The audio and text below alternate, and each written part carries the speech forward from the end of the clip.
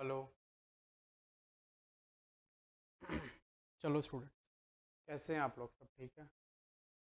आप लोग होमवर्क वगैरह तो किए नहीं हैं जैसा आप लोग से कहा गया था। आप लोग से कहा गया था कि आप लोग प्रॉपर होमवर्क करेंगे, तो आप लोगों ने प्रॉपर होमवर्क भी नहीं किया। ये बात बहुत गलत है। ये आपको नहीं करना चाहिए इस तरह। आपको प्रॉपर होमवर्क करना चाहिए। अगर आप प्रॉपर होमवर्क नहीं करेंगे बाबू, तो कैसे सीखेंगे? आप फिर बोलेंगे भैया मेरे को ये नहीं आ रहा, मेरे को वो नहीं आ रहा, ये नहीं हो रहा मेरे से, वो नहीं हो रहा, इतनी सारी चीज़ें हो गई। ये सब चीज़ें ना हो इसलिए तो आपको कहा जा रहा है ना प्रॉपर होमवर्क करो। और आप प्रॉपर होमवर्क नहीं करेंगे तो हम लोग कैसे परफॉर्म कर पाएंगे बढ़िया? समझ रहे हैं ना? चलिए, आज का जो हमारा क्लास है वो है डिपार्टमेंटल अकाउंटिंग। हम स्टार्ट कर रहे हैं। बाकी जो उसका होमवर्क बचा हुआ पहले आप करेंगे, फिर देखा जाएगा कि आप करेंगे तो उसके बाद क्या होता है। वो आप अपने करिए पहले होमवर्क। अब हमको बताइए कि मेरे से ये क्वेश्चन हुआ नहीं हुआ। मैं ये बता रहा हूँ, जितना क्वेश्चन मैं आपसे करा रहा हूँ उतनी ही क्वेश्चन में से परीक्षा में आएंगे। मैं मार्क करके दे दूँगा, ये कर लेना, ये कर लेना, ये कर लेना। उतने ही क्वेश्चन आएंगे, तो टेंशन नहीं लो, ठीक है? चलो डिपार्टमेंटल अकाउंटिंग पर काम किया जाए। देखो जरा,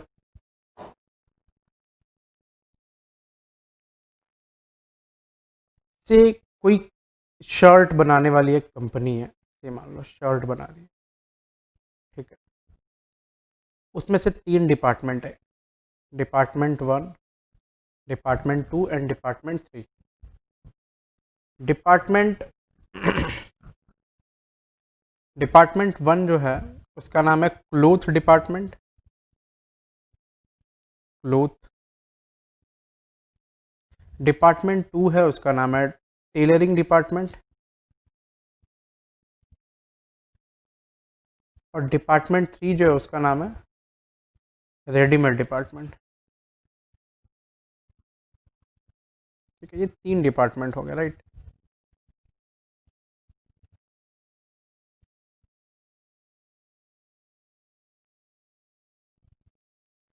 cloth, tailoring and readymade department, ये है डिपार्टमेंट नंबर 2, ये है डिपार्टमेंट नंबर 3।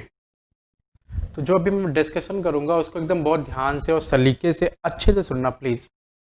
आप उसको जितना अच्छे से सुनेंगे आपके लिए उतना ही बेनिफिट होगा। देखिए ज़रा, डिपार्टमेंट 1, अभी शर्ट कैसे बनता है? ये रोल खरीदते हैं, ठीक है? मतलब क्लोथ का बड़ा सा रोल होता है, उसको बोलते हैं नॉर्मल, अगर बोलने अपने धंधे की भाषा में, नॉर्मल एकदम बिजनेस की भाषा में उसको बोलते हैं रोला। एक रोला, ठीक है? ऐसा वो रोल खरीदते हैं। और वो रोल ट्रक का ट्रक आता है, और वो फिर टेलरिंग डिपार्टमेंट में ट्रांसफ़र होता है। टेलरिंग डिपार्टमेंट स्टिचिंग वगैरह सब कुछ, शर्ट रेडी करती है, समझ लो। रेडी करने के बाद वो डिपार्टमेंट इस डिपार्टमेंट को ट्रांसफ़र कर देती है। ये पैकिंग वगैरह करते हैं, पैकिंग वगैरह करके ये सेल कर देते हैं। ऐसा ये होता है। अब मैं एक छोटा सा एग्जांपल ले रहा हूँ आपके लिए, बस देखिए। से इन्होंने 100 रुपये में वो ख़रीदा, 100 में ख़रीदा, ठीक है?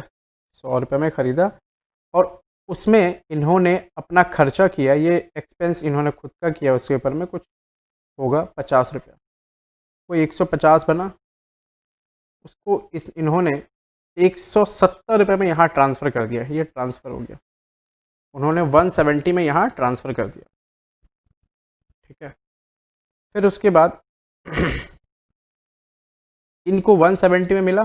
इन्होंने 30 रुपया अपना कुछ खर्चा किया, 200 का बना प्राइस। उन्होंने 250 में यहाँ ट्रांसफ़र कर दिया। 50 रुपया जोड़ा, 250 में यहाँ ट्रांसफ़र कर दिया। और ये 250 का जो सामान है उसको 300 रुपये में बेच दिए, 300 में सेल कर दिए। ऐसा से ये एक, मतलब समझ लो, ये प्रोसेस रहा इनका। काम करने का वो जो तरीका है वो ये रहा, ठीक है? देखो, अब मैं जो बात आपसे कहना चाहता हूँ वो समझने की कोशिश करना, क्या मैं एग्जैक्टली कहना चाहता हूँ। देखो, ये 150 रुपया इनके लिए कॉस्ट पड़ा टोटल, और उस 150 के सामान को इन्होंने 170 में ट्रांसफ़र किया। तो इन्होंने प्रॉफिट रखा है उसके ऊपर में, प्रॉफिट बुक किया है कि नहीं किया है? किया है ना?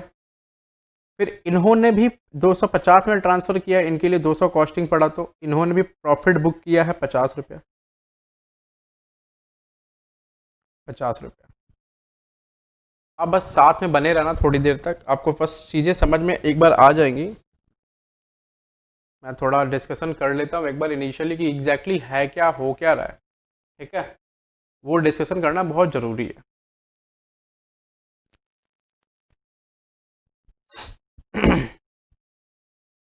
देखिए अभी तो जो डिपार्टमेंट 1 है, ये डिपार्टमेंट 2, ये डिपार्टमेंट 3, यहाँ से जो यहाँ गुड्स जा रहा है, इनके पास जो क्लोजिंग स्टॉक होगा, उस क्लोजिंग स्टॉक में इस वाले डिपार्टमेंट का प्रॉफिट मिला होगा।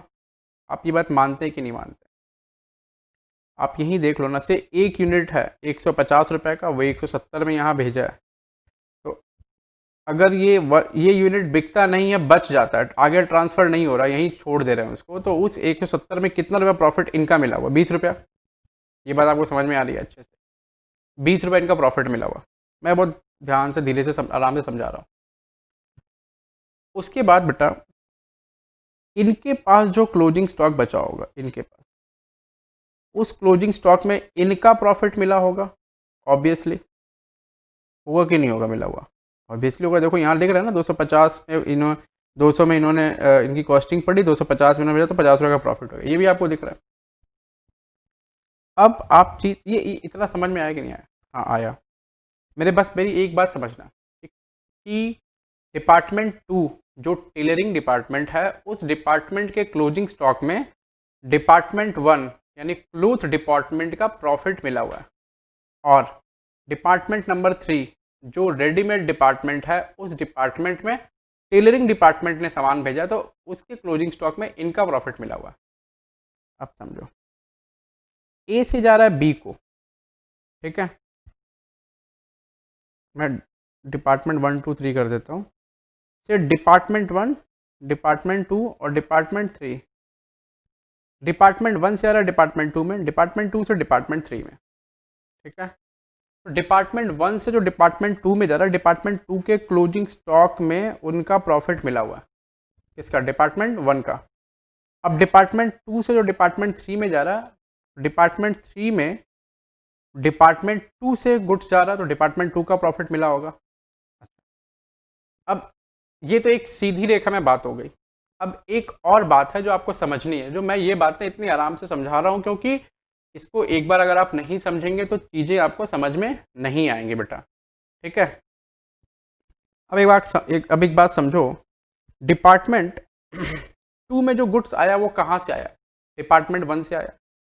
तो डिपार्टमेंट 2 जो गुड्स इनको भेज रहा है, वो अपना गुड्स प्लस डिपार्टमेंट 1 का गुड्स दोनों भेज रहा होगा मिला के। तो डिपार्टमेंट 3 के पास जो गुड्स बचा है, उसमें जो गुड्स क्लोजिंग स्टॉक में बचा है, उस गुड्स में डिपार्टमेंट 2 का गुड्स तो मिला ही हुआ है, ऑब्वियसली उसमें है, लेकिन उसमें डिपार्टमेंट 1 का भी कुछ गुड्स होगा, ऑब्वियसली होगा। मैं आपको एकदम एकदम छोटी सी चीज़ देख लो, 100 यूनिट हमने 1000 रुपये का गुड्स, मान लो 1000 रुपये का, बोलो 1000 रुपये का गुड्स हमने डिपार्टमेंट 2 को भेजा, डिपार्टमेंट 2 के पास आया, डिपार्टमेंट 2 उसमें 500 रुपये जोड़ के 1500 बनाया। तो 500 रुपये जो जोड़ा, वो उसका मैन्युफैक्चरिंग कॉस्ट, उसका कुछ यूनिट्स होगा, ठीक है, और उसको वो 2000 में यहाँ भेज रहा है, समझो। अब ये 2000 रुपये का जो गुड्स यहाँ पहुँचा है, उसमें क्या क्या मिला हुआ? 1500 रुपये का गुड्स जो डिपार्टमेंट ए से आया है, उसको वो 2000 रुपये में भेज रहा है, ठीक है। तो उसी ये इस ये जो 2000 है ना, ये जो 2000 है, इसमें क्या क्या मिला हुआ? इसमें वो गुड्स मिला हुआ है जो डिपार्टमेंट 2 से आया है, और डिपार्टमेंट 2 में जो गुड्स में है वो कहाँ से आया? डिपार्टमेंट 1 से। तो इसका मतलब है कि डिपार्टमेंट 3 यानी लास्ट वाला जो डिपार्टमेंट है, उसमें 1 और 2 दोनों के गुड्स का प्रपोर्शन मिला हुआ है। ये समझ आ रहा है कि नहीं आ रहा आपको? ये एकदम समझ आना चाहिए। नहीं समझ आएगा मेरे को बोलना कि भैया नहीं समझ आ रहा, ठीक है। मेरे को लगता है होपफुली आपको समझ में आ रहा होगा, ठीक है। अगर नहीं आया तो बताना मेरे को, भैया नहीं आ रहा है समझ में, ठीक है।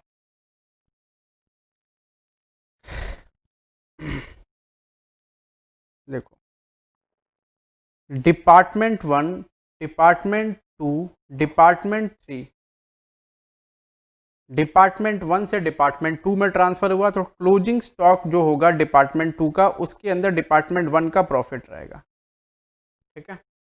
डिपार्टमेंट 3 का जो क्लोजिंग स्टॉक होगा उसमें डिपार्टमेंट 1 और डिपार्टमेंट 2 दोनों का प्रॉफिट होगा, क्योंकि डिपार्टमेंट 2 से गुड्स आया है और डिपार्टमेंट 2 में गुड्स कहाँ से आया, डिपार्टमेंट 1 से आया है। तो इसका मतलब है कि इसके अंदर जो प्रॉफिट होगा ना, इसके अंदर वो इसका भी होगा और प्लस इसका भी होगा। ठीक है। अच्छा, अब एक ही कंपनी है, अब एक कंपनी के 3 डिपार्टमेंट है, तो आपस में सामान बेचकर वो प्रॉफिट कर रहे हैं। ये जायज़ बात है कि, मतलब ये लॉजिकल बात है कि इलॉजिकल बात है? ये इलॉजिकल बात है। समझो आपने अपने ही भाई को 1000 रुपया दिया, ठीक है, और बोला 100 रुपया इंटरेस्ट दे देना, और आप पिताजी को बोल रहे हैं कि पिताजी हमने 100 रुपया कमा लिया। पिताजी बोल रहे हैं बाबू जो तुमने 100 रुपया कमाया ना, वो हम ही दिए उसको इंटरेस्ट के रूप में देने के लिए। ठीक है। तो तुम अपने को बेच के अपने से कमा रहा है, मतलब इन जनरल घर की टोटल इनकम तो बढ़ी नहीं ना। वो 100 रुपया तो किसकी थी, वो 100 रुपये घर की ही थी, घर की इनकम थी वो 100 रुपये, और उसी इनकम से एक और बंदा इनकम कर लिया। आपके पिताजी 100 रुपया कमा कर रहा है और वही 100 रुपये इंटरेस्ट के तौर पे आपको दे दिए, बोले वही ये लो छोटे का इंटरेस्ट है तुम रख लो। तो आप समझो कि एक ही इनकम है, वो 2 बार घूम रहा है। तो भाई इनकम तो एक ही है, वो दोनों बार हुआ है, तो इसका मतलब ये थोड़ी है कि डबल इनकम हो गया, वो सिंगल इनकम ही है। तो आप अपने से पैसा कैसे कमा सकते हो? तो एक कंपनी में अगर 2 डिपार्टमेंट, अब तो अगर मान लो क्लोथ डिपार्टमेंट टेलरिंग डिपार्टमेंट को ट्रांसफ़र करता है गुड्स, तो क्लोथ डिपार्टमेंट कुछ प्रॉफिट रख कर ट्रांसफ़र करता है, उनका अपना रूल होता है डिपार्टमेंट वाइज। और ये ऐसा इसलिए करते हैं कि डिपार्टमेंट को थोड़ा एनर्जी मिले, बोले हाँ हाँ हम प्रॉफिट में चल रहे हैं, ऐसा कुछ। लेकिन ओवरऑल जो बिजनेस है वो तो एक ही आदमी का है। तो अगर आप अपने आप से डिपार्टमेंट वाइज सेल परचेस थोड़ी खेल सकते हैं। इसमें क्या होगा, ओवरऑल कंपनी का प्रॉफिट लॉस तो एक ही होगा। तो समझो डिपार्टमेंट 1 जो डिपार्टमेंट 2 को गुड्स भेजा है, सेंड किया है, डिपार्टमेंट 1 जो डिपार्टमेंट 2 को गुड्स सेंड किया है, वो गुड्स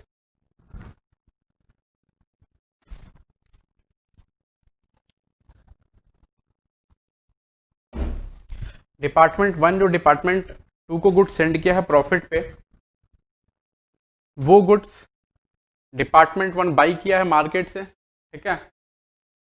उसके बाद डिपार्टमेंट 2 डिपार्टमेंट 3 को गुड्स भेज रहा है, डिपार्टमेंट 2 जो गुड्स भेज रहा है 3 को, वो कहाँ से आया, डिपार्टमेंट 1 से आया। तो सब अपना अपना प्रॉफिट रखे सामने वाले को ट्रांसफ़र करना, बस ये बात है। तो मैं ये कह रहा हूँ कि जब जब क्लोजिंग स्टॉक बचेगा, तो डिपार्टमेंट 1 का जो क्लोजिंग स्टॉक होगा उसमें तो कोई प्रॉफिट मिला नहीं होगा, वो तो बाजार से खरीद कर लाया, वो अपने से नहीं खरीदा, मतलब इंटर डिपार्टमेंटल ट्रांसफ़र नहीं है वो। ठीक है। लेकिन डिपार्टमेंट 2 का और 3 का जो क्लोजिंग स्टॉक होगा उसमें इंटर डिपार्टमेंटल ट्रांसफ़र होगा। उसमें क्या होगा, आपस में जो ट्रांसफ़र किए ये लोग, वो मिला होगा, इसमें मिला हुआ है। ठीक है। वो मिला हुआ है तो उसमें के अंदर प्रॉफिट भी मिला हुआ है, स्टॉक मिला हुआ है, क्योंकि जिस प्राइस पे आया वो उस प्राइस पे ही तो पड़ा हुआ होगा स्टॉक, तो उसके अंदर प्रॉफिट मिला हुआ होगा। वो प्रॉफिट रखना वाजिब है कि नहीं? नहीं, वो इलॉजिकल है, क्योंकि हम अपने से प्रॉफिट कैसे कमा सकते हैं? वो बेच करके पैसे थोड़ी आए हैं, इसलिए उसको बोलते हैं अनरियलाइज्ड प्रॉफिट। क्या बोलते हैं? अनरियलाइज्ड प्रॉफिट या स्टॉक रिजर्व। तो हमें क्या करना पड़ेगा, सही सही प्रॉफिट निकालने के लिए हमें ना स्टॉक रिजर्व निकालना पड़ेगा। किसका स्टॉक रिजर्व निकालना पड़ेगा बेटा? डिपार्टमेंट 2 में डिपार्टमेंट 1 के प्रॉफिट कितने इंक्लूडेड है वो निकालना होगा, और डिपार्टमेंट 3 में डिपार्टमेंट 2 और 1 दोनों के प्रॉफिट कितने इंक्लूडेड है वो निकालना होगा। अब आप बात समझ रहे हैं? ठीक है। मैं जो समझाना चाहता हूँ आप समझने की कोशिश करिए। तो से अगर बोला जाए डिपार्टमेंट 3 में डिपार्टमेंट 1 और डिपार्टमेंट 2 के स्टॉक कितने हैं, मतलब कि कितना प्रॉफिट है वो निकालना होगा। तो उसके पहले हमें डिपार्टमेंट 1 का स्टॉक कितना है वो निकालना पड़ेगा, और डिपार्टमेंट 2 का स्टॉक कितना है डिपार्टमेंट 3 में वो निकालना पड़ेगा, तब जाके हम सही सही प्रॉफिट निकाल पाएंगे। अच्छा, तो ये अब डिपार्टमेंट 3 के पास गुड्स चला गया, इतना कुछ होने के बाद मैंने आपको समझा दिया कि बीच में करना क्या है। डिपार्टमेंट 3 के पास गुड्स गया, डिपार्टमेंट 3 ने सेल कर दिया। अब डिपार्टमेंट 3 किसको सेल करेगा? आउटसाइडर को। आउटसाइडर को सेल किया तो वो कंपनी का एक्चुअल सेल्स माना जाएगा। ठीक है। और बाकी सब कंपनी का कॉस्ट मारे जाएंगे, बाकी और बैलेंस का प्रॉफिट निकल जाएगा। तो ये है डिपार्टमेंटल अकाउंटिंग। अब इसमें करना क्या है, आपको इसमें प्रॉफिट या लॉस ही तो निकालना, और कुछ थोड़ी निकालना है। तो ये जो प्रॉफिट या लॉस निकालना है इस डिपार्टमेंटल अकाउंटिंग में आपको, तो वो कैसे निकालना है, तो हमें ट्रेडिंग पीएल बनाने पड़ते हैं। हर डिपार्टमेंट का अलग अलग ट्रेडिंग पीएल हमें बनाना पड़ता है, और ट्रेडिंग पीएल बनाने के बाद हम एक जनरल पीएल बनाते हैं कंपनी एज अ होल, और फिर हम एक्चुअल प्रॉफिट वहां निकालते हैं। ठीक है।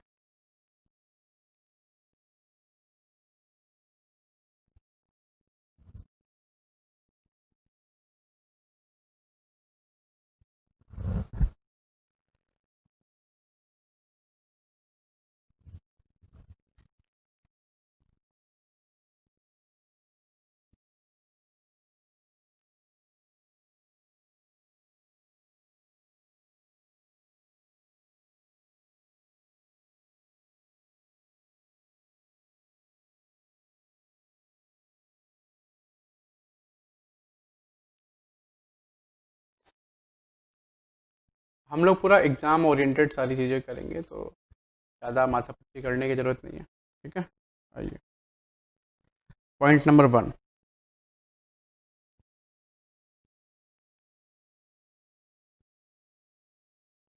मैंने थीम आपको समझा दिया। ठीक है, इन लिखना स्टार्ट करना, departmental accounting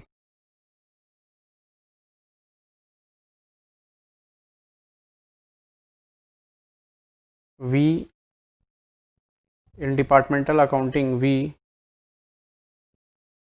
need to find out profit for each department. We need to find out profit for each department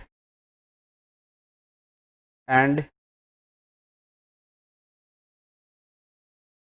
overall profit of the organization, of the organization,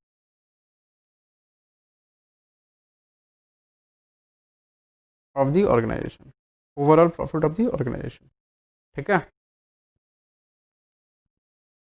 ठीक है, लिखो आप फटाफट ये, मैं 1 मिनट में आया।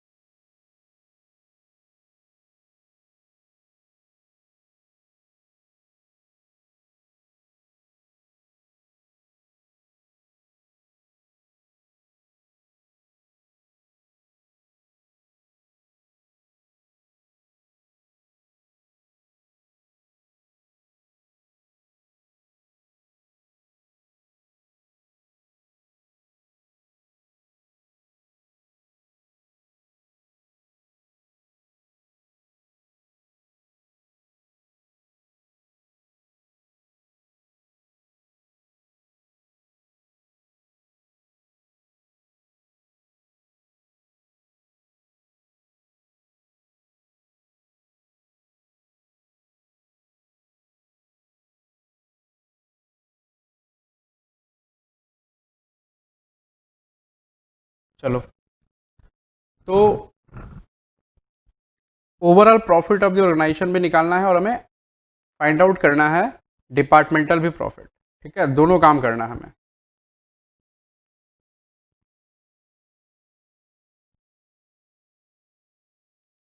फॉर दिस पर्पज लिखना, for this purpose, for this purpose we need to prepare, we need to prepare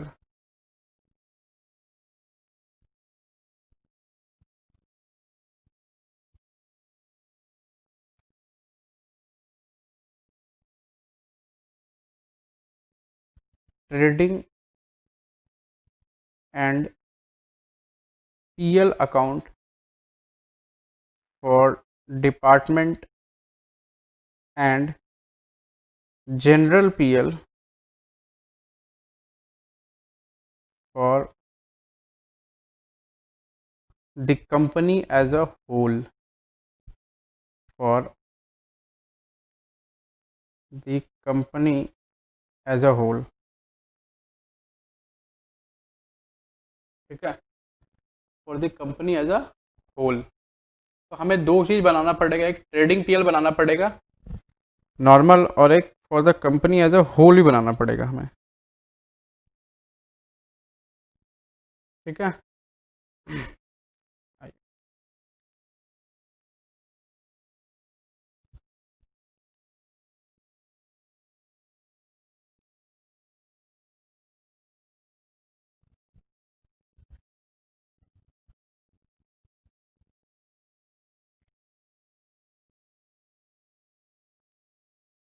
format लिखना जरा, फॉर्मेट।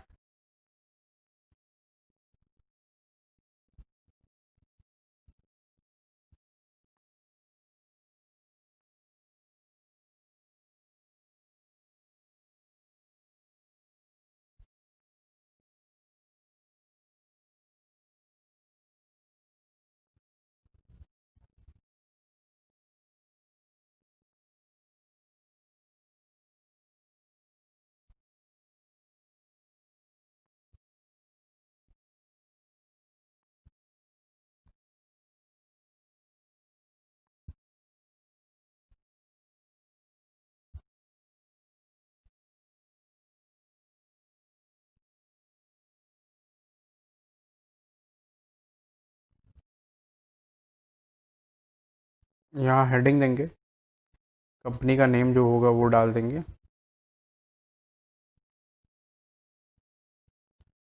यहाँ लिखेंगे इन द बुक्स ऑफ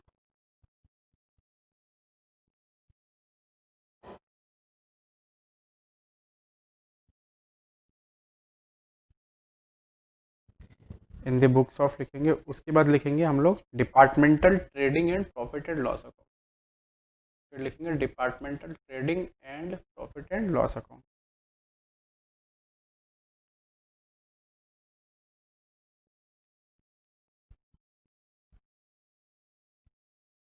फिर लिखेंगे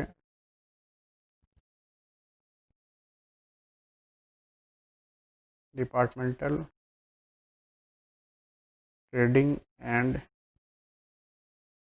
profit and loss account for the year ended dot dot dot debit credit. ये जैसे particular होता है, ये पर्टिकुलर्स हो गया, ये ए, ये बी, या department A, department B, department A, department B. ठीक है, ऐसा। ये दो डिपार्टमेंट है, डिपार्टमेंट ए, डिपार्टमेंट बी। यहाँ लिखेंगे टू ओपनिंग स्टॉक,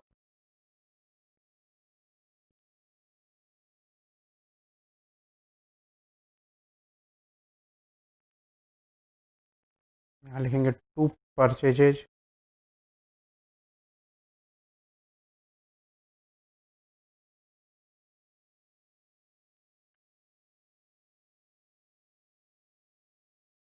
फिर लिखेंगे टू इंटर डिपार्टमेंटल ट्रांसफ़र,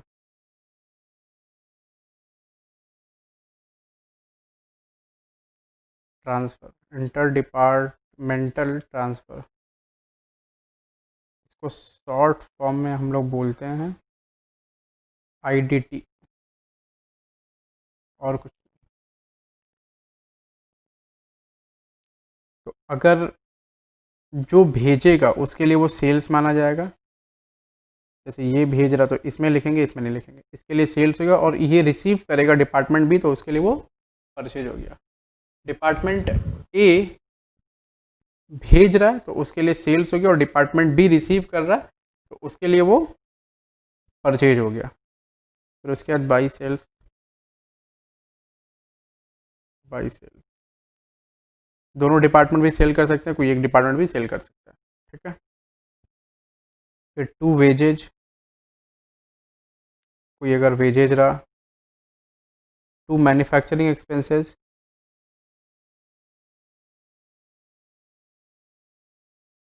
वो कुछ अगर मैन्युफैक्चरिंग एक्सपेंसेस रहा तो ठीक है, वो आ जाएगा। यहाँ by closing stock,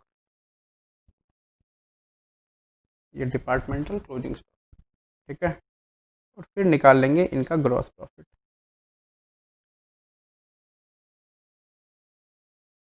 to GP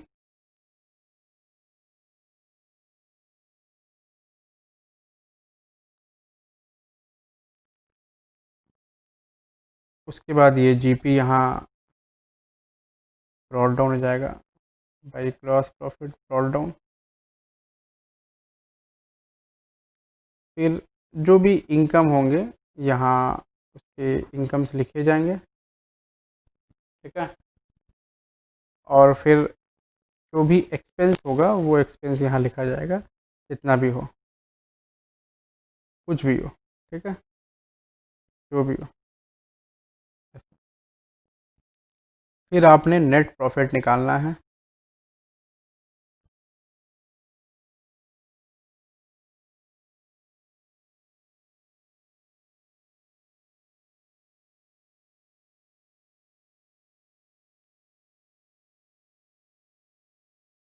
to net profit, वो नेट प्रॉफिट यहाँ लिखेंगे आप, ठीक है। और नेट प्रॉफिट निकल जाएगा तो उसके बाद आप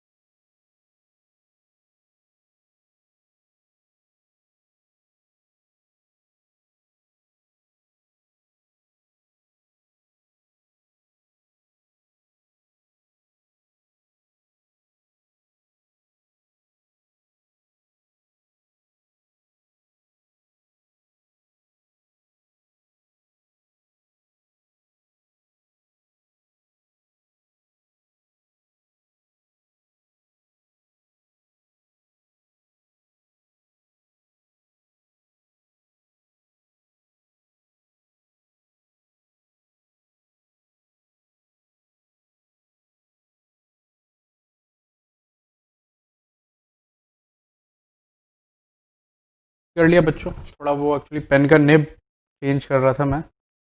आ जाओ अभी। एक्चुअली पेन का निब नहीं चेंज करने से वो प्रॉपर लिखावट नहीं होता ग्लास बॉडी पर।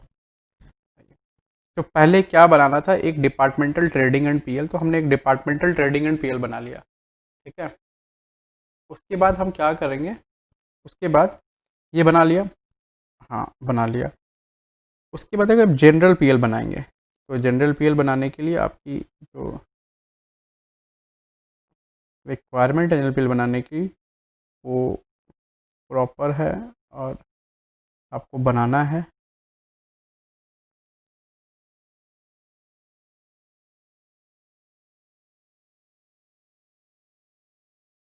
ठीक है, ये हमारा जनरल पीएल हो गया, general profit and loss account, profit and loss account, ये हमारा जनरल पीएल हो गया। ठीक है, इसमें हम क्या क्या लिखेंगे देखिए ज़रा। इसमें हम लिखेंगे बाई बैलेंस ब्रॉड डाउन। ये क्या रहेगा, profit, net profit, net profit of department A, net profit of department B. ठीक है, ये लिखेंगे ऐसे। के बाद लिखेंगे by stock reserve, stock reserve, ये जो स्टॉक रिजर्व होगा ये ओपनिंग स्टॉक पर होगा, ये जो स्टॉक रिजर्व होगा। ठीक है, वो लिखेंगे। फिर लिखेंगे यहाँ पर टू स्टॉक रिजर्व, वो जो स्टॉक रिजर्व होगा वो क्लोजिंग स्टॉक पर होगा बेटा। ठीक है, ये क्लोजिंग स्टॉक पर होगा। ठीक है, और टू बैलेंस ब्रॉड डाउन, अगर लॉस रहा तो, अगर रहा तो। ठीक है, फिर इसको जोड़ देंगे।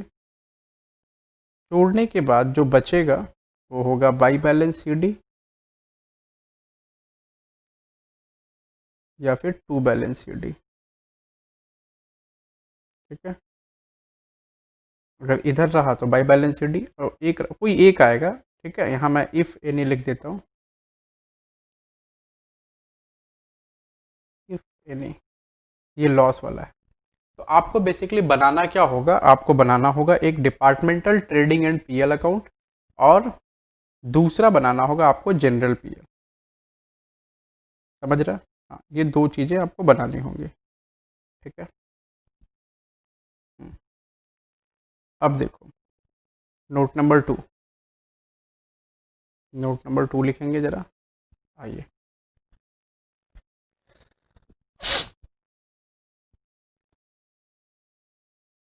इन डिपार्टमेंटल अकाउंटिंग, इन डिपार्टमेंटल अकाउंटिंग, थोड़ा सा पढ़ाने का मेरा मन नहीं कर रहा, लेकिन फिर भी मैं पढ़ा रहा हूँ। थोड़ा तबीयत ठीक नहीं, हल्का आज, इसलिए थोड़ी गड़बड़ हो जा रही है एकदम टाइम, थोड़ा टाइम लग जा रहा है किसी किसी चीज़ में। Departmental accounting when inter departmental transfer, inter departmental transfer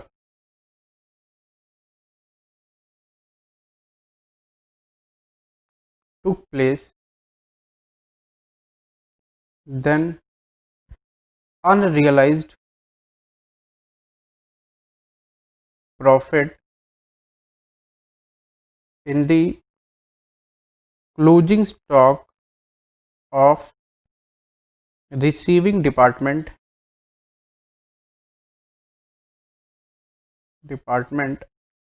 arises.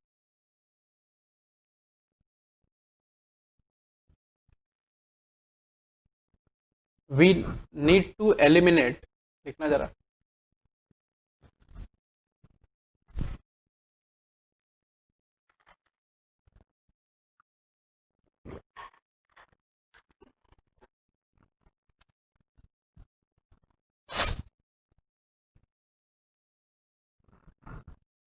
देखो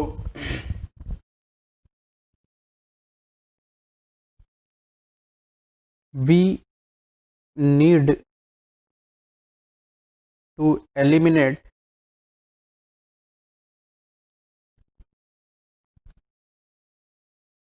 that unrealized profit to get actual profit of the organization. ठीक है, to get the actual profit of the organization. ठीक है,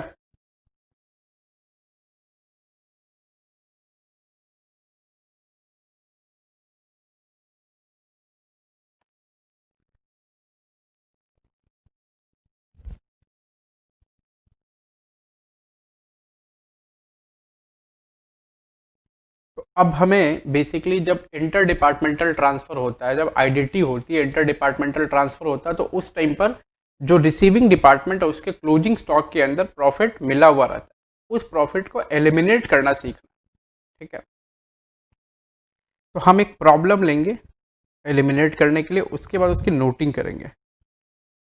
ठीक है, आइए, और हमारा जो प्रॉब्लम है उसको, वो है प्रॉब्लम नंबर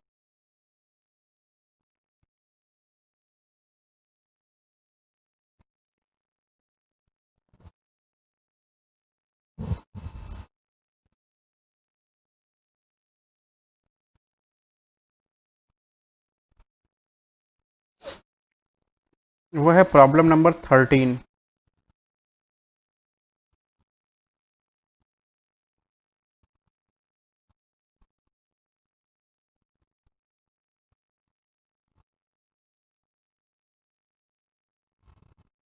प्रॉब्लम नंबर 13। अब इसको हम लोग ज़रा अच्छे से पढ़ेंगे और समझेंगे एग्जैक्टली। मैं देखो, मैं ये पहला क्लास जो है ना डिपार्टमेंट का, आज थोड़ी मतलब थोड़ा सा ठीक नहीं लग रहा, पता नहीं क्यों, तो इसलिए थोड़ा सा एनर्जी नहीं है, लो एनर्जी है, लेकिन फिर भी आप मैनेज करो। और एक तो सामने कोई बैठा नहीं है, ये रिकॉर्डेड क्लासेस हैं, मैं आपको बहुत जल्द बुलाना स्टार्ट करूँगा फेस टू फेस, टाइम और डेट आपको बता दिया जाएगा। आओ, अब इस प्रॉब्लम, ये बहुत इंपॉर्टेंट प्रॉब्लम है, पहले मैं बता दूं ये इंपॉर्टेंट प्रॉब्लम, अगर ये पूछा तो ये वाला पूछेगा या इससे ऊपर वाला पूछेगा, अदरवाइज कोई नहीं पूछेगा। ठीक है, याद रखना, ये बहुत इंपॉर्टेंट प्रॉब्लम है। इंक लिमिटेड है 3 डिपार्टमेंट, आई एन और के। इनके पास 3 डिपार्टमेंट है, आई एन और के डिपार्टमेंट। इंक लिमिटेड के पास 3 डिपार्टमेंट है, आई एन और के डिपार्टमेंट। ठीक है, अब देखिए ज़रा, अब ये जो तीनों डिपार्टमेंट हैं, ये तीनों डिपार्टमेंट कैसे कैसे फंक्शन कर रहे हैं, कितना कितना सामान किस किस प्रॉफिट पर बेच रहे हैं, भेज रहे हैं, वो हमें यहाँ पढ़ना है, फिर उसके ऊपर काम करना है।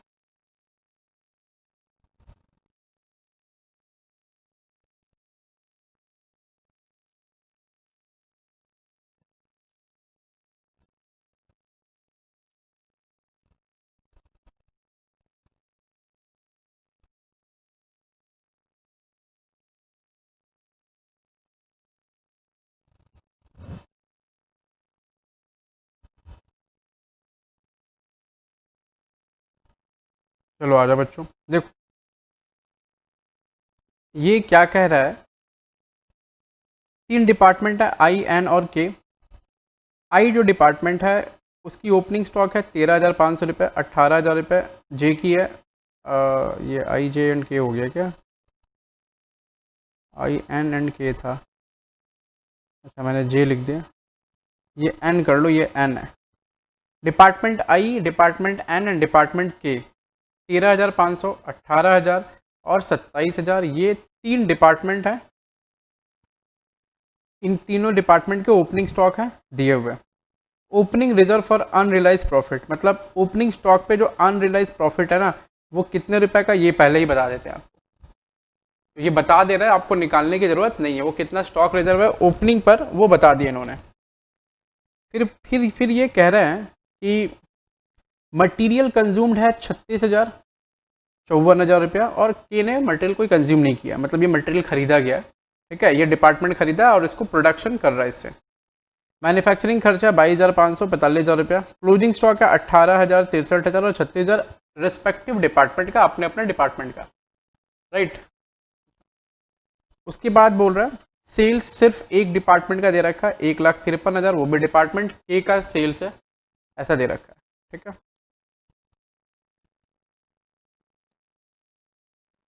वो भी डिपार्टमेंट के का सेल्स दे रखा है।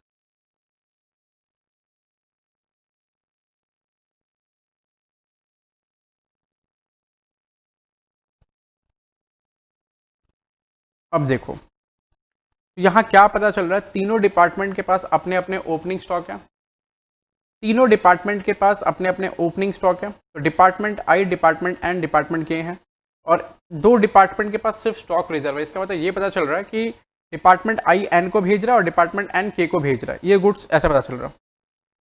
अब देखो नीचे में क्या लिखा कि स्टॉक, अच्छा सेल सिर्फ कौन कर रहा है, एक ही डिपार्टमेंट सेल कर रहा है, ठीक है।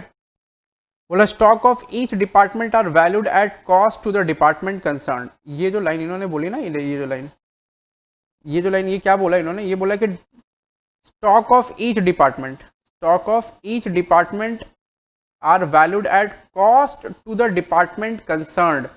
ये जो हर डिपार्टमेंट का स्टॉक है वो डिपार्टमेंट के कॉस्ट पर वैल्यूड है, मतलब डिपार्टमेंट का जितना कॉस्ट पड़ा ना उस पर वैल्यूड है। अब डिपार्टमेंट का कॉस्ट क्या पड़ा होगा, डिपार्टमेंट जितने में खरीद कर लाया होगा वही कॉस्ट पड़ा होगा उसका, और क्या पड़ा होगा डिपार्टमेंट का कॉस्ट, ठीक है। तो जितने में वो खरीद कर लाया उतने का ही कॉस्ट पड़ा उसको, तो उतने का ही वो लिख रखा है।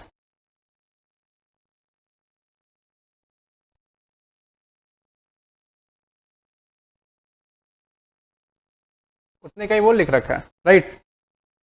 हाँ आ जाना, मतलब हर डिपार्टमेंट अपने डिपार्टमेंट का जो स्टॉक है ना वो कॉस्ट पे ही मेंटेन कर रहा है। हर डिपार्टमेंट अपने डिपार्टमेंट का जो स्टॉक है वो कॉस्ट पर ही मेंटेन कर रहा है, अपने कॉस्ट पर, अपने डिपार्टमेंट के कॉस्ट पर, अपने डिपार्टमेंटल कॉस्ट पर, ठीक है। फिर क्या बोल रहा है, stock of I are transferred to N at 30% above departmental cost. बोल रहा है कि आई डिपार्टमेंट, ये डिपार्टमेंट जब इसको ट्रांसफर कर रहा है एन को, तो वो 30% ऑन कॉस्ट ट्रांसफर कर रहा है, मतलब कॉस्ट पर 30% वो ऐड करके ट्रांसफर कर रहा है। उसके बाद बोल रहा है stock of N are transfer to K, stock of N जब ट्रांसफर हो रहा है के में, वो ट्रांसफर हो रहा है 25% एबव डिपार्टमेंटल कॉस्ट, यानी 25% ऑन कॉस्ट, ऐसा 25% एबव डिपार्टमेंटल कॉस्ट वो ट्रांसफर कर रहा है। आप समझने की कोशिश करो, आई ट्रांसफर कर रहा है एन को और एन ट्रांसफर कर रहा है के को, आई ट्रांसफर कर रहा है एन को और एन ट्रांसफर कर रहा है के को। तो आई जो एन को ट्रांसफर कर रहा है और एन जो के को ट्रांसफर कर रहा है, वो अपने अपने प्रॉफिट एलिमेंट उनको दिख रहा है कि वो क्या क्या प्रॉफिट एलिमेंट है, किस किस प्रॉफिट एलिमेंट पे वो ट्रांसफर कर रहा है। उनके पास प्रॉफिट परसेंटेज दिया हुआ है, आई से एन के जा रहा है तो आई से एन पे जा रहा है तो 30% एबव डिपार्टमेंटल कॉस्ट, यानी आई का जो डिपार्टमेंटल कॉस्ट है उसमें 30% और जोड़ा जा रहा है। उसके बाद जो प्राइस आ रहा है उस प्राइस पर ट्रांसफर किया जा रहा है। फिर एन डिपार्टमेंट के पास पहुंचा, एन डिपार्टमेंट जो भी अपना बना रहा है वो ट्रांसफर लेकर फिर और कुछ अपना ऐड करके बना रहा है। उसके बाद जो भी वो उसका डिपार्टमेंटल कॉस्ट हो रहा है उस पर वो 25% जोड़ रहा है, फिर के को ट्रांसफर कर रहा है। तो आप सीरीज समझ गए कि कैसे कैसे ट्रांसफर हो रहा है। अदर डिपार्टमेंटल एक्सपेंसेस देखो क्या क्या है, ये दे रखा है कि सैलरी है स्टाफ की इतनी, स्टेशनरी है, रेंट है, डेप्रिसिएशन है और एडवर्टाइजमेंट है। Above expenses are to be shared in the ratio of gross profit. तो ये जो रेशियो, ये जो कॉमन एक्सपेंस है ना, ये कॉमन एक्सपेंस, अब ये कॉमन एक्सपेंस किस रेशियो में बटेगा डिपार्टमेंट में से देखो। अब सैलरी, स्टाफ की सैलरी, डिपार्टमेंट ए की अलग से सैलरी होगी, डिपार्टमेंट बी के स्टाफ की अलग से सैलरी होगी, ये दोनों अलग अलग से दिया हुआ नहीं है। तो अगर अलग अलग से दिया हुआ नहीं है, इसका मतलब ये है कि हम लोग क्या करेंगे, इसको अलग अलग करना पड़ेगा और करके लिखना पड़ेगा कि ये कॉमन एक्सपेंस है। तो भैया ये कॉमन एक्सपेंस होने के नाते हमें अलग अलग करना पड़ेगा, और अलग अलग करेंगे तो हमें रेशियो चाहिए ना, किस रेशियो में अलग अलग करेंगे। तो जो रेशियो चाहिए वो रेशियो क्या है, ग्रॉस प्रॉफिट रेशियो। तो जीपी रेशियो में यूज़ करना है अलग अलग करने के लिए, समझिए। ये और भी तरीका हो सकता है, ये नंबर ऑफ एम्प्लॉय पे बढ़ सकता है, मैं लिख पाऊंगा सब बाद में नोटिंग। उसके बाद बोला प्रिपेयर करिए डिपार्टमेंटल ट्रेडिंग पीएल, और कुछ नहीं करना आपको। ठीक है। चलो, तो हम लोग ये सवाल पढ़ लिया। तो हम सवाल बनाएंगे तो सवाल में जब सबसे बड़ी प्रॉब्लम कहाँ आएगी, जब हम स्टॉक रिजर्व निकालेंगे तब। और कहीं भी प्रॉब्लम नहीं आएगी बेटा सवाल को बनाने में, मैं अभी से कहता हूँ कभी भी कहीं भी प्रॉब्लम नहीं आएगी। चलो हम लोग सवाल बनाते हैं। सवाल नंबर है 13 और ये बहुत ही इम्पोर्टेंट सम है। आपको जो होमवर्क दिया जाए वो होमवर्क आप करिए प्रॉपर, कम से कम एक सवाल तो किया करिए। एक एक सवाल आपको दिया जाता है, आप नहीं करेंगे तो नहीं समझेंगे, आप नहीं सीखेंगे। फिर मेरे को ना बोलना कि भैया हमसे नहीं हो रहा है, फिर मेरे को बोलेंगे तो फिर तो हम तो फिर पता नहीं क्या करेंगे आपका। आप पढ़िए ठीक से, आप नहीं पढ़ेंगे तो फिर कैसे होगा बेटा।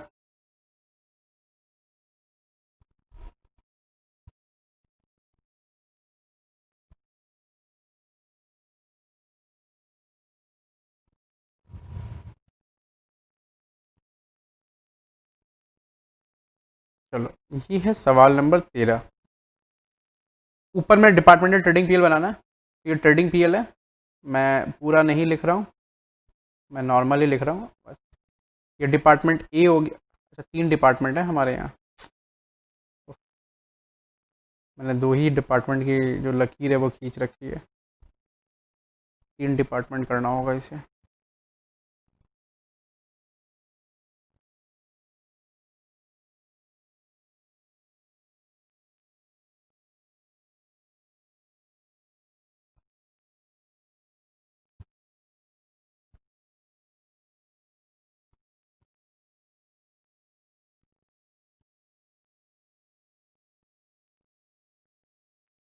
आई एन और के, आई एन और के। देखो थोड़ा टाइम लग रहा है थोड़ा आज। चलो, अब सबसे पहले क्या दिया हुआ, ओपनिंग स्टॉक अपने जैसे नॉर्मल ट्रेडिंग पीएल बनाते हैं ना, वैसे बचपन में वैसे ही बनाएंगे। ओपनिंग स्टॉक 13,500 18,000 यहाँ लिखेंगे। To opening stock, opening stock 13,500 18,000 और फिर कितना बेटा 27,000, 27,000। 13,500 18,000 और फिर कितना है 27,000। उसके बाद opening reserve for unrealise profit 4,500 और 6,000, 6,000 रुपया। इसको अभी नहीं लिखना है, इसको बाद में लिखना है, ठीक है। मटेरियल कंज्यूम्ड है 3654, 36,000 नहीं 36,000, तो यहाँ लिखे क्या, to material consumed, to material consumed 36,000 और 54,000, ठीक है। उसके बाद मैन्युफैक्चरिंग एक्सपेंसेस, एक्सपेंसेस है 22,500 और 45,000। मैन्युफैक्चरिंग एक्सपेंसेस है, लिखेंगे टू मैन्युफैक्चरिंग एक्सपेंसेस 22,500 और कितना था 36,000, 45,000 और 22,500। ये 22,500 इधर लिखना है और ये मिटा देना है इनको यहाँ पर, 45,000, ठीक है। चलो, फिर क्लोजिंग स्टॉक बोल रहे हैं 18, 63 और 36,000। तो बाई क्लोजिंग स्टॉक,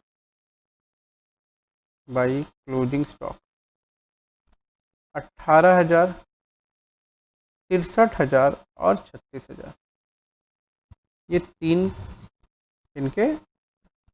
फिर कह रहे हैं ये सेल्स है तो बाई सेल्स, इनका नहीं है, इनका नहीं है, इनका है 1,53,000, ठीक है। उसके बाद ये कह रहे हैं, अब ये कुछ नहीं कह रहे हैं यहाँ पर, ठीक है। चलो, अब ये जो लाइन है ना, ये लाइन जो बहुत इंपॉर्टेंट लाइन है, इसको मैं एक काम करता हूँ, इस लाइन को उस वाले पेज में लेकर चलता हूँ ताकि आपको और अच्छे से समझ आए। मैं एक बार काम करता हूँ, इस लाइन को ना उस वाले पेज में लेकर चलता हूँ।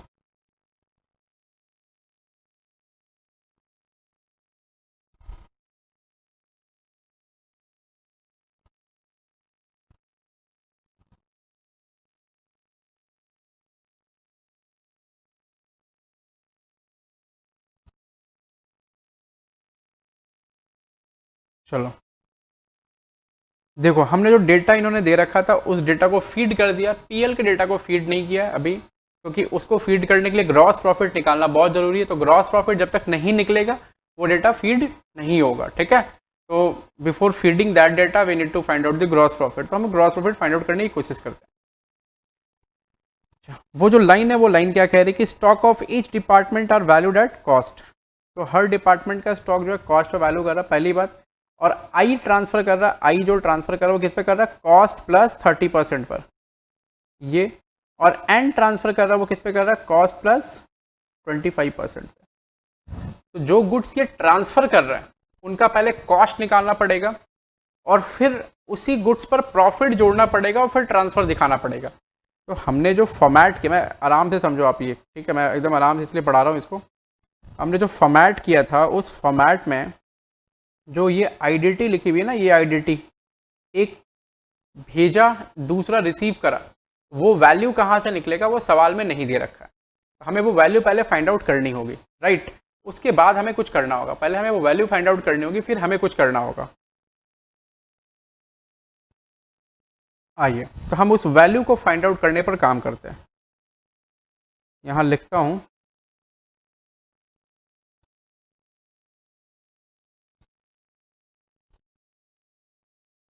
लिखना आप, मैं यहाँ लिख रहा हूँ आप लिखो। We need to find out, we need to find out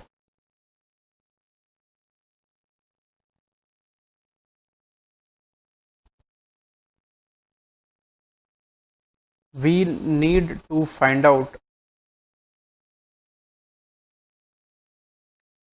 IDT for department I and N, ठीक है। देखो calculation for IDT department I, department I का जो आईडीटी होगा वो क्या होगा वो देखना। डिपार्टमेंट आई का जो आईडीटी होगा वो देखना क्या होगा, कैसे फाइंड आउट करना। आईडीटी का मतलब क्या हो गया, इंटर डिपार्टमेंटल ट्रांसफर। और इंटर डिपार्टमेंटल ट्रांसफर का बेसिकली मतलब होता क्या है, इंटर डिपार्टमेंटल ट्रांसफर का मतलब है बेटा कि जो गुड्स आपने बनाया है वो गुड्स आप सामने वाले डिपार्टमेंट को भेज रहे हैं। जो गुड्स आपने बनाया है वो गुड्स आप सामने वाले डिपार्टमेंट को भेज रहे हैं। तो जब सामने वाले डिपार्टमेंट को भेज रहे हैं तो सामने वाले डिपार्टमेंट को आप बताएंगे, देखो जो मैं गुड्स भेज रहा हूँ वो गुड्स इस कॉस्ट पर है और इसका प्रॉफिट भेज जोड़ा हुआ है।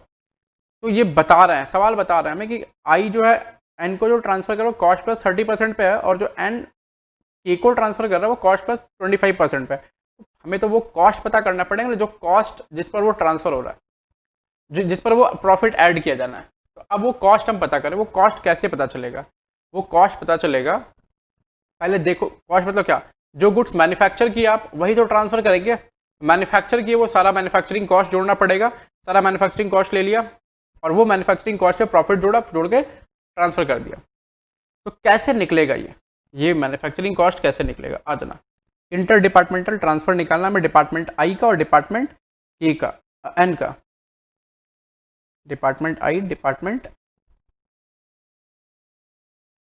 एन, ये दो डिपार्टमेंट है।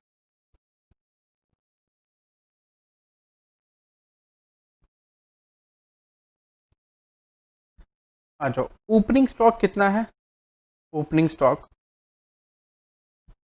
ओपनिंग स्टॉक देख लो दोनों डिपार्टमेंट का। ओपनिंग स्टॉक कितना, 13,500 और 18,000, 13,500 और 18,000। उसमें क्या ऐड करेंगे बेटा, परचेज ऐड करेंगे। जो परचेज हमने करा है वो परचेज हम ऐड करेंगे। हमने परचेज कितना कितना किया वो देख लो एक बार। तो परचेज की जगह ये मटेरियल कंज्यूम्ड दिया हुआ 36 और 54, 36,000 और 54,000। आप पूछेंगे तीसरा वाला डिपार्टमेंट का नहीं बना रहा है सर, तो तीसरा वाला डिपार्टमेंट थोड़े ना ट्रांसफर कर रहा है। डिपार्टमेंट आई ट्रांसफर कर रहा है एन को और एन ट्रांसफर कर रहा है के को, समझो। तो जो ट्रांसफर कर रहा है उनका ट्रांसफर प्राइस निकालना है मेरे को। परचेज या मटेरियल कंज्यूम दे रखा है तो मटेरियल कंज्यूम लिखते हैं, और मटेरियल कंज्यूम नहीं दिया, परचेज दिया रहेगा, तो कितना कितना है मटेरियल कंज्यूम्ड, 36 और 54 है शायद, 36,000 और 54,000 और 54,000। ठीक है, तो ओपनिंग स्टॉक ऐड परचेज, और ऐड और क्या करेंगे, मैन्युफैक्चरिंग एक्सपेंसेस जो भी रहे वो ऐड करना होगा बेटा। तो क्या क्या मैन्युफैक्चरिंग एक्सपेंसेस है वो आप देख लो, हमने यहाँ लिख ही रखा है मैन्युफैक्चरिंग एक्सपेंसेस जो जो है। ठीक है,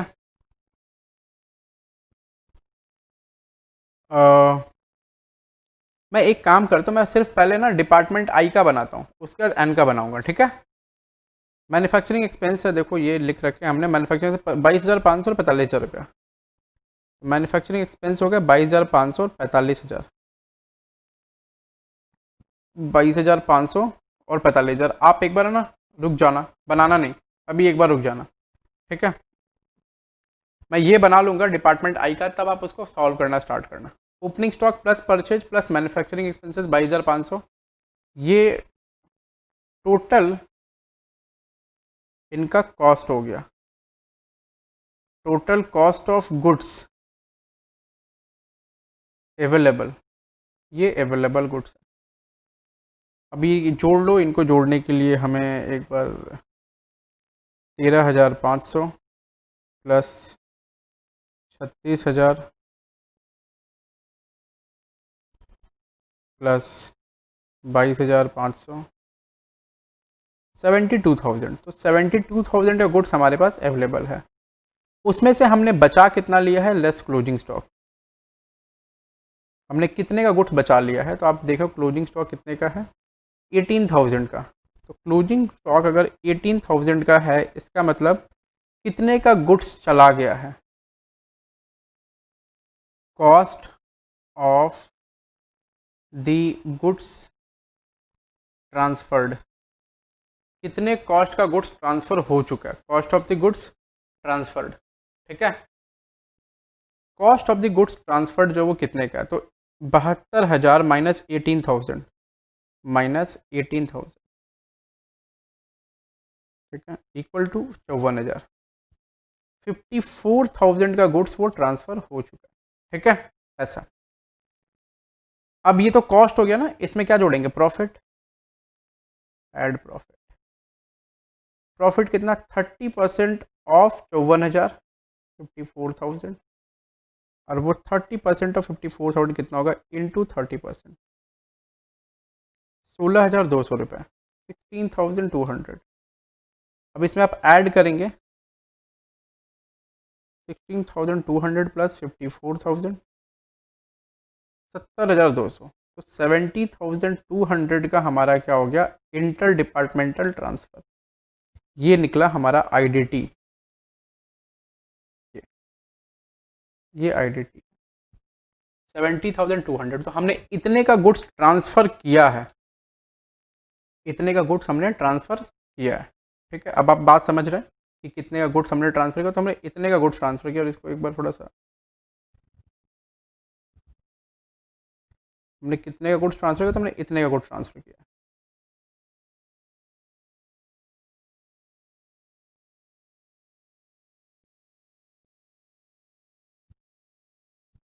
ठीक है, अब देखो ये जो 70,200 रुपये का गुड्स है वो ट्रांसफ़र किया हमने, तो वो किसके पास पहुंचा होगा, आई ट्रांसफ़र किया, वो पहुंचा होगा एन के पास। तो हम यहाँ से ट्रांसफ़र कर देते हैं, आ जाओ प्रॉब्लम में ट्रांसफ़र कर लो, बाई आई डी टी। देखो मैं आराम से कर रहा हूँ, इधर समझाने की कोशिश कर रहा हूँ आपको कि आपको अच्छे से समझ आ जाए।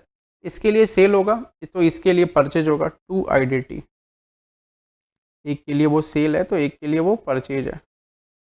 ठीक है, आपको ये दिख रहा है आराम से प्रॉपर। हाँ, एक के लिए भैया वो सेल हो गया, तो एक के लिए वो परचेज हो गया। ठीक है, चलिए अब आपको ये इसके पास पहुंच गया गुड्स। अब हम दूसरे वाले डिपार्टमेंट का वो ट्रांसफ़र निकाल लेते हैं, तो इसको हम अलग से करते हैं, यहाँ नहीं करते हैं।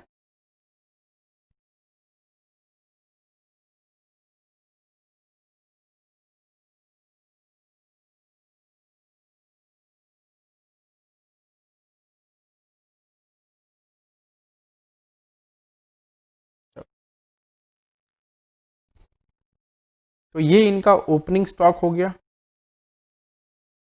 ये इनका मटेरियल कंज्यूम्ड हो गया, उसके बाद ये इनकी मैन्युफैक्चरिंग एक्सपेंस हो गई, फिर इन्होंने जो गुड्स रिसीव करा है वो भी तो इनका परचेज ही कहलाएगा। ये और ये दो चीज़ें, मटेरियल कंज्यूम जो तुम ट्रांसफ़र करके दिया, मतलब red cloth department readymade tailoring department को ट्रांसफ़र किया, तो टेलरिंग डिपार्टमेंट क्या करेगा, उसको कटिंग वटिंग करेगा, फिर स्टिचिंग के लिए सूता लाएगा, फिर बटन्स वगैरह लेकर आएंगे, फिर बहुत सारा और भी आइटम लगता है वो लेकर आएगा। ठीक है, तो वो अपना मटेरियल कंज्यूम्ड प्लस वो सामने वाले से जो ट्रांसफ़र आया उसको मिला करके वो गुड्स बनाएगा, राइट, यही तो होगा ना। चलो, तो आईडीटी कितने की आ गई बेटा इनकी, 70,200 रुपये की। अब ये टोटल गुड्स कितने के हो गए, इनके टोटल गुड्स कितने के हो गए, अब ये देख लो इनके टोटल गुड्स कितने के हो गए।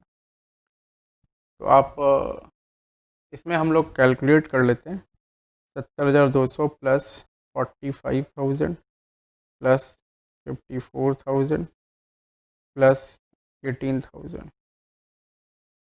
187,200, तो 1,87,200 रुपया ये टोटल गुड्स हो गया इनके। 187,200 माइनस क्लोजिंग स्टॉक कितना बच गया है इनके पास, वो देखो क्लोजिंग स्टॉक अभी इनके पास 63,000 का गुड्स बच गया है। तो जो 63,000 का गुड्स बच गया है उसको यहाँ से माइनस कर देंगे तो कितने का गुड्स चला गया वो निकल जाएगा। तो 1,24,200 का गुड्स आ रहा है, इन्होंने सेल कर दिया। तो 1,24,200 कॉस्ट ऑफ ट्रांसफ़र, ये।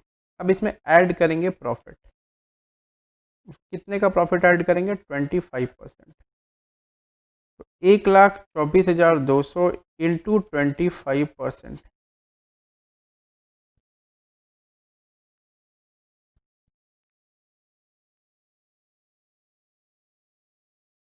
31050। अब इसको ऐड कर देंगे तो आईडीटी जो आपकी ना इनकी वैल्यू आईडीटी की वो निकल जाएगी, वो कितनी होगी, प्लस 1,24,200, 1,55,250 रुपये। तो ये इनकी आईडीटी की वैल्यू हो गई 1,55,250। अब आपको बात समझ में आ रही है बेटा, हमने दोनों की आईडीटी कैलकुलेट कर ली कि भाई दोनों की आईडीटी कितनी कितनी कितने कितने गुड्स उन्होंने ट्रांसफ़र करें। तो एन की आईडीटी निकल गई 1,55,250। अब इसकी भी एंट्री कर दो बाई आईडीटी, 1,55,250, और इसके लिए वो क्या होगा, परचेज, तो 1,55,250। अब आपको ये बात बहुत सलीके से समझ में आ गई होगी, 1,55,250 और 1,55,250 वो इनके वो हैं, ट्रांसफ़र है। अब हमें क्या करना है, अब हमें जीपी निकाल लेना है। तो अब हम जीपी निकाल लेते हैं, टू ग्रॉस प्रॉफिट। अब जीपी कितना कितना आ रहा है आप देखो, माइनस करना जरा एक बार, मैं कैलकुलेटर लाता हूँ, आप माइनस करेंगे, एक सेकंड रुकना जरा।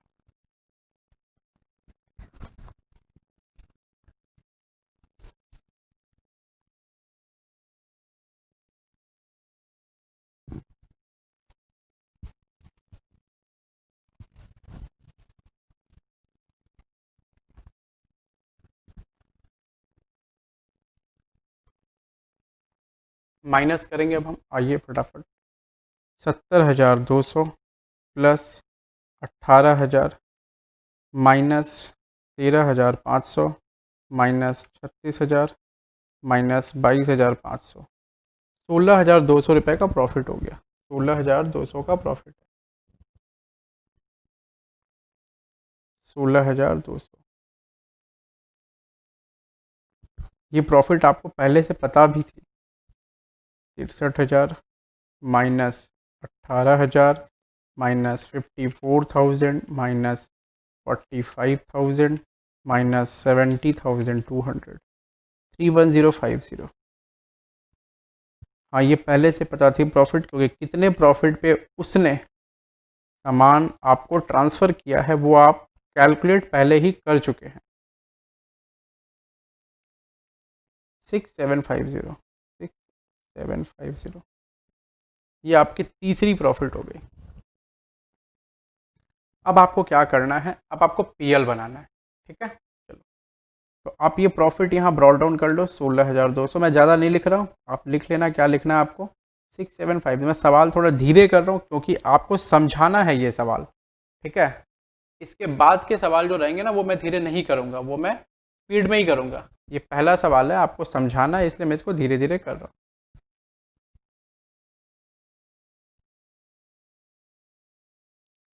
अब जो जीपी का रेशियो आ रहा है ना, जो जीपी का रेशियो आ रहा है उस रेशियो में इनको बांट देना है, ठीक है। जो जीपी का रेशियो आ रहा है उस रेशियो में इनको बांटना है, इसको एक्सपेंसेस को। तो जीपी का रेशियो आ कितना रहा है वो एक बार फाइंड आउट करना पड़ेगा हमें, ठीक है।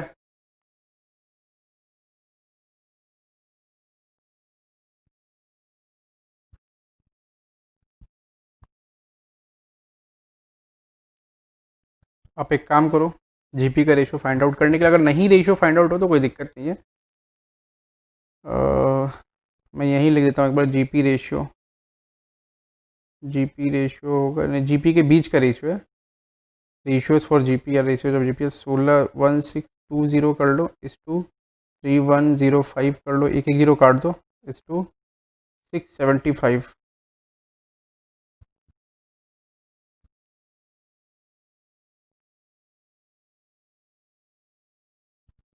675, 675। अब इसको काट दो, 3105 डिवाइड बाई 675, 4.6 आ रहा है।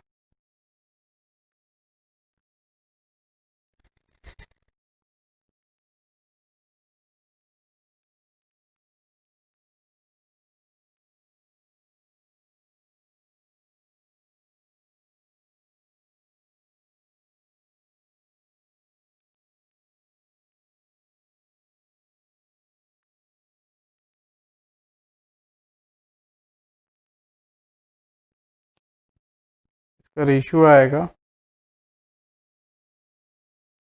523 और 112, ये तीन रेशियोज आएंगे इसके,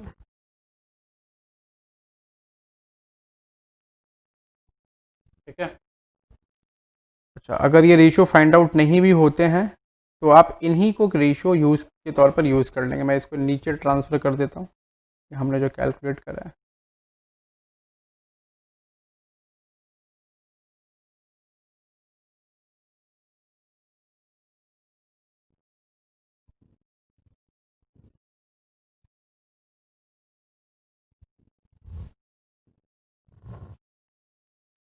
12, 23 और 5 ये मैंने निकाल रखा है।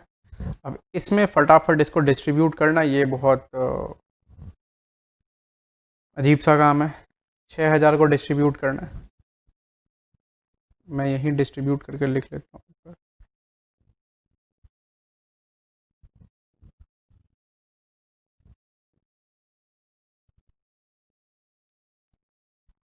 12 प्लस 23 प्लस 5, अभी इसका जो मेन काम है वो नहीं हुआ है, ठीक है। वो मेन काम होना बाकी है।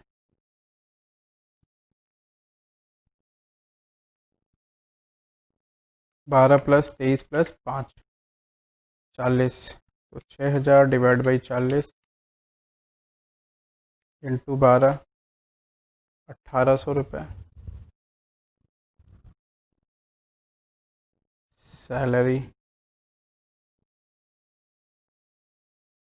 1,800, 1,800, 1,100। मैं इसके बाद वाला पार्ट नेक्स्ट क्लास में करूँगा, ठीक है। मैं एक बार ये कर देता हूँ, 1,800,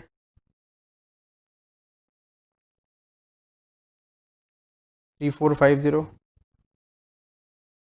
3450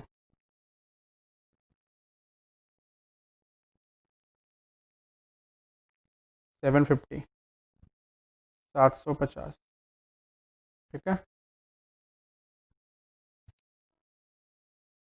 मैं इसके बाद वाला जो पार्ट है ना वो अपलोड करूँगा बाद में, ठीक है।